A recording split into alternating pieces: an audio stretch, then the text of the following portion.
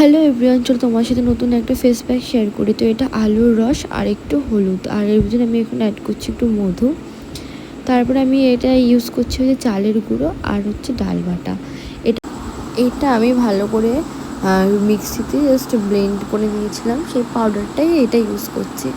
তো এইটা আমাদের ট্যান তুলতে এবং মুখে গ্লো আনতে সাহায্য করে। তারপরে এইটা আমার একটুখানি টেক্সচারটা গাঢ় হয়ে গেছিলো অতিরিক্ত, ওর জন্য আমি ওদের একটু র মিল্ক অ্যাড করলাম।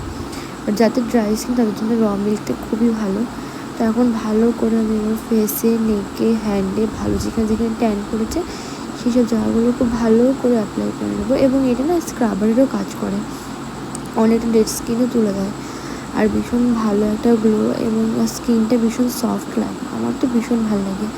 আমি তো চেষ্টা করি সপ্তাহে একবার করে এরকম ধরনের ফেস প্যাক, কিছু হোমমেড ফেস প্যাক ইউজ করা। আমি আজ অব্দি পার্লারে গিয়ে কিছু করি। সো এটা 10 মিনিট পর ধুয়ে আসবো। ধুয়ে চলে এসেছি, ভালো করে মুছে দেখো তোমাদের সামনে আমি এদের মুখটা মুছলাম। আর এই দেখো কতটা গ্লো আর কতটা